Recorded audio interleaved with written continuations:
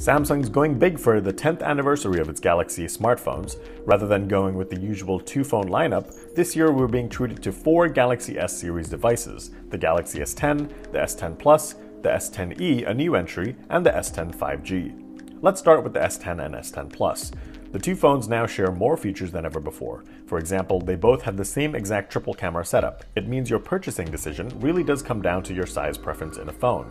Want the 6.1-inch S10? Go ahead, you won't have to worry about compromising on features.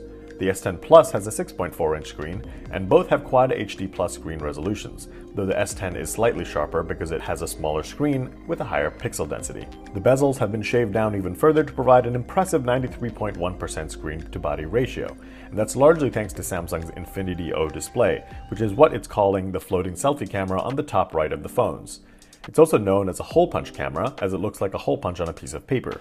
It makes the notification bar slightly thicker, but I haven't found it to be distracting when using it with other apps. It looks better than phones with notches in my opinion, and while a true bezel-less screen would be ideal, I think the Infinity O screen looks pretty futuristic. Samsung has outfitted a new screen technology in these phones called the all-new Dynamic AMOLED display. The features include HDR10 Plus certification, which means you're getting incredibly accurate colors and crisper image quality, and the screen also natively blocks more blue light, which is handy as taking in blue light from screens at night can affect your sleep, which in turn can affect your health. The back of the phone looks bare, largely holding the triple camera setup with minimal camera bump in a horizontal fashion. Where's the fingerprint sensor? It's replaced with a new technology, an ultrasonic fingerprint scanner, which is embedded under the display on the front. We've seen in-display fingerprint scanners before on phones like the OnePlus 6T, but Samsung's version is using different technology that captures 3D contours of thumb and fingerprints. Samsung said it's more secure than ever, it has a FIDO Alliance biometric component certification to prove so, and there are also anti-spoofing mechanisms in place to keep it secure. This data also never leaves the phone, so you don't need to worry about it being stored in the cloud. It's more reliable than most of the in-display fingerprint scanners we've seen to date, and it's pretty fast.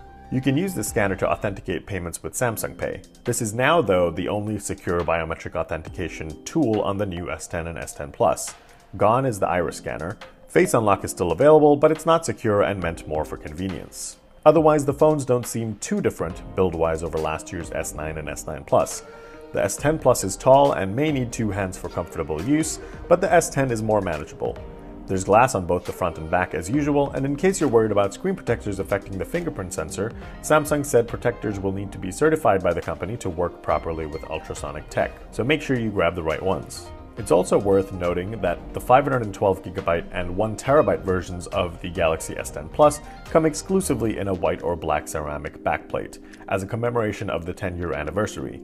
Ceramic has better scratch resistance and durability, on top of feeling more luxurious. There's still a headphone jack on the bottom of the phone, which is nice, next to the USB-C port.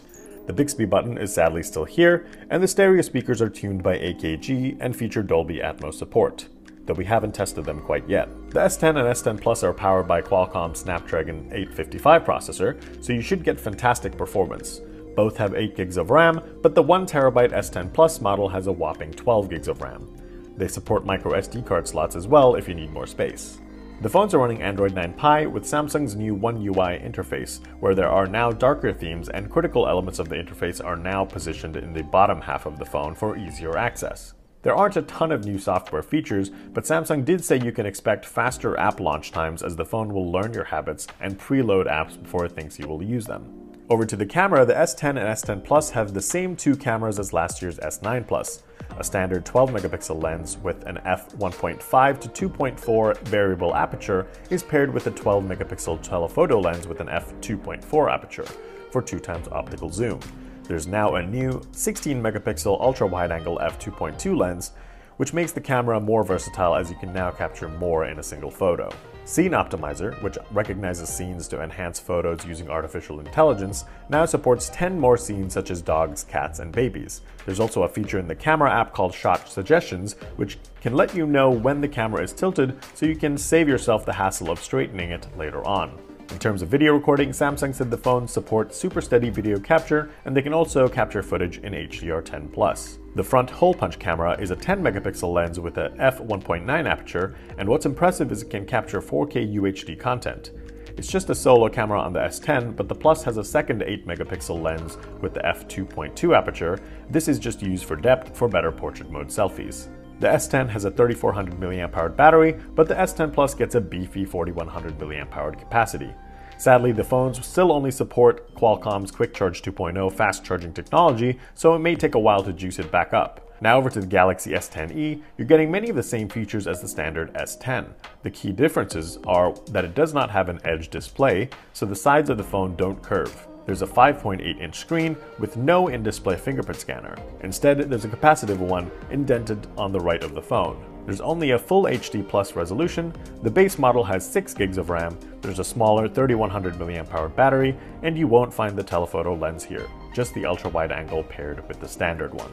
Finally, the Galaxy S10 5G shares almost the same qualities as the S10 Plus, but it's much bigger with a 6.7-inch screen, though Samsung said it's still around the same dimensions as the Galaxy Note 9. So when can you get one of these phones? Pre-orders on the S10, S10 Plus, and S10e start February 21st, and the phones ship March 8th. The S10e starts at $750, the S10 costs $900, and the S10 Plus will set you back $1,000. We don't know what the Galaxy S10 5G will cost, but it will arrive in the second quarter of the year as a Verizon exclusive, but will soon be available on all the other major carrier networks in the US. The S10 and S10 Plus specifically seem like the phones to buy, as they have everything and anything you'd want in a phone. But if the price is too high, the S10e is a compelling offer. There's no need to rush to buy the Galaxy S10 5G, as there won't be any kind of nationwide 5G service for quite some time.